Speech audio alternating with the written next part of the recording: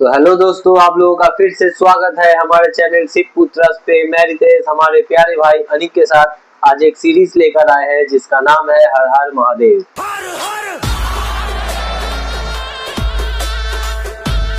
और इस सीरीज में हम लोग आपको बताएंगे महादेव के 19 अवतारों की कहानी। तो आज हम लोग किस अवतार के बारे में चर्चा करेंगे? तो आज हम लोग महादेव के जिस अवतार के बारे में चर्चा करेंगे उनका नाम है शरभ। महादेव ने ये शरभ अवतार किस लिए लिए थे? आपको नरसिम्हा भगवान की कहानी तो पता ही होगी। हाँ, तो उनसे ही ये कहानी जुड़ी हुई है। कैसे? बहुत पहले हिरण्यकशिपु नाम का एक राक्षस था और उसने ब्रह्मदेव की साधना करके वरदान प्राप्त किया था। और वरदान प्राप्त करने के बाद उसने तीनों लोगों में बहुत हाहाकार मचा दिया था और उसने अपने राज्य में कह दिया था कि आज से मैं ही भगवान हूँ और जो भी कोई भी अगर नारायण की पूजा करेगा तो उसे मैं मार दूंगा। और इसका कारण ये था कि उसके बड़े भैया हिरण्यकश्यप को भी भगवान श्री हरि विष्णु ने ही मारा था। उसके बाद लेकिन फिर उसके घर में उसका पुत्र होता है और उसका पुत्र ही भगवान विष्णु का सबसे बड़ा भक्त बनता है और हमेशा और हर वक्त भगवान नारायण का ही नाम लेता रहता है। और इससे तंग आकर एक दिन वो अपने पुत्र से पूछता है कि तुम्हारे भगवान कहाँ पे है। तो उसका पुत्र प्रहलाद कहता है कि भगवान हर तरफ है। तो ये सुनकर वो प्रहलाद को मृत्यु दंड देने के लिए अपनी गदा से मारने जाता है। फिर उसी के राज्यसभा के एक खम्भे के अंदर से भगवान विष्णु नरसिम्हा अवतार के रूप में प्रकट होते हैं। एक खंबे से? हाँ, एक खम्भे से प्रकट होते हैं और फिर हिरण्यकशिपु का वध करते हैं। लेकिन उसका वध करने के बाद भी भगवान नरसिम्हा का क्रोध शांत नहीं होता और वो प्रतिज्ञा लेते हैं कि आज वो सारे दानव जाति को भी खत्म कर देंगे। और इसके बाद भगवान नरसिंह पृथ्वी के और पाताल के हर दानव और राक्षस को मारने के लिए निकल जाते हैं।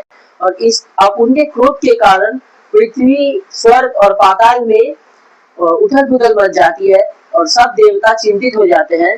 सब देवता पहले एक सभा बिठाते हैं और सोचते हैं कि हमें भगवान नरसिम्हा को पहले समझाना चाहिए ताकि वो शांत हो जाए। लेकिन अगर वो शांत नहीं होते तो फिर हमें उनके साथ युद्ध करके उन्हें शांत करना होगा। तो इसके बाद सभी देवता जैसे इंद्र, विश्वकर्मा, अग्नि, वरुण, कुबेर इत्यादि देव पहले भगवान नरसिम्हा के पास जाते हैं और कहते हैं, हे प्रभु, आप तो सृष्टि के पालन करता है, कृपया करके अपने सौम्य रूप में लौट आइए। लेकिन भगवान नरसिम्हा कहते हैं कि हे मूर्ख, मैं किसी का पालन करता नहीं हूँ, मैं सिर्फ असुरों का संहारक उग्र नरसिम्हा हूँ।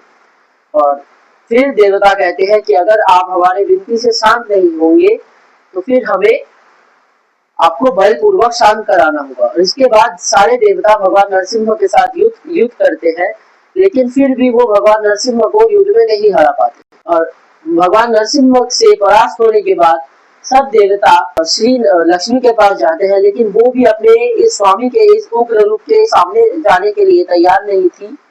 फिर श्री लक्ष्मी ने कहा कि आप सब महादेव के पास जाइए, एकमात्र वही है जो अभी अब नारायण को शांत कर सकते हैं।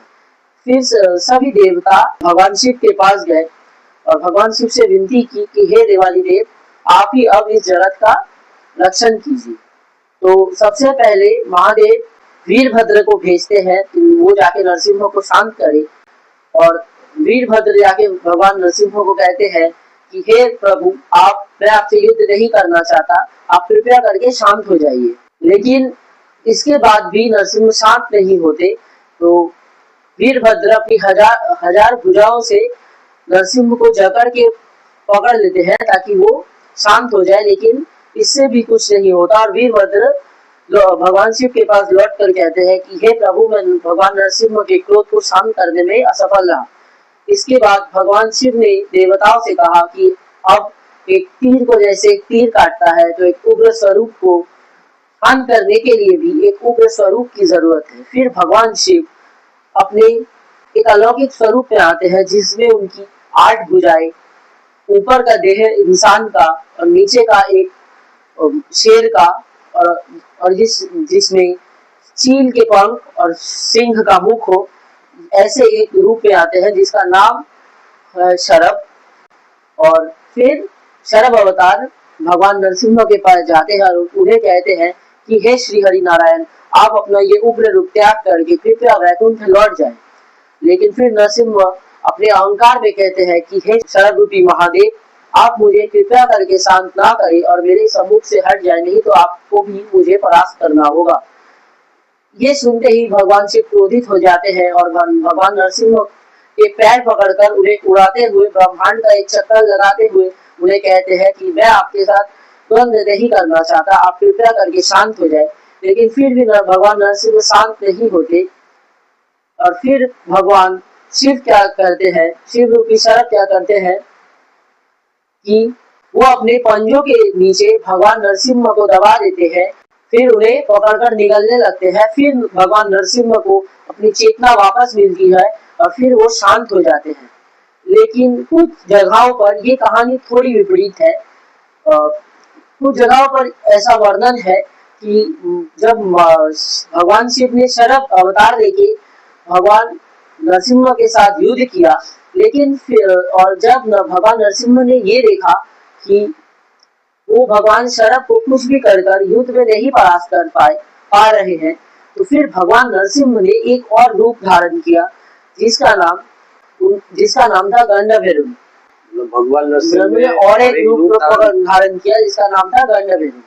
और उस रूप में भगवान नरसिम्हा के दो चील वाले मुख थे जो दोनों दिशाओं में देख रहे थे। और इस उग्र रूप के साथ और गंडभैरव और भगवान शरभ का ये महायुद्ध 18 दिनों तक चला।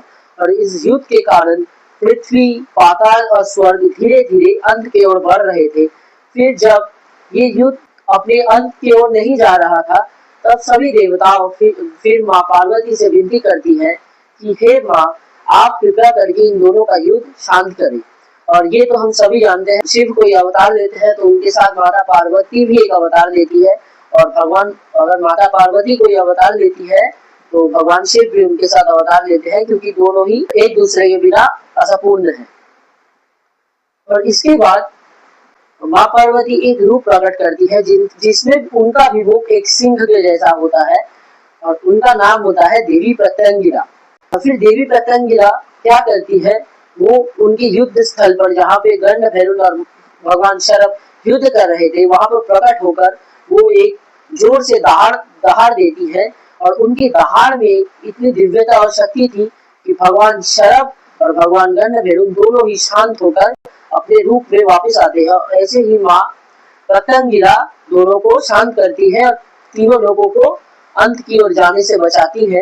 प्रत्यंगिरा युद्ध नहीं करती क्योंकि माँ का ये स्वरूप रक्षा का प्रतीक है। आज के समय पे जहाँ पे लोगों में द्वेष, लालसा और एक दूसरे के प्रति ईर्ष्या भरी हुई है, और जहाँ आज के दिन तंत्र मंत्र के द्वारा लोग दूसरे व्यक्ति का अनिश्चित करना चाहते हैं, अगर कोई भी सच्चे मन से केवल एक बार भी माँ प्रत्यंगिरा की आराधना करे तो कोई भी काली शक्ति, तंत्र मंत्र या फिर किसी के मन का भी द्वेष या बुरी शक्ति उस व्यक्ति को नहीं छू सकता। इसलिए माँ प्रत्यंगिरा एक रक्षा के स्वरूप में पूजित है।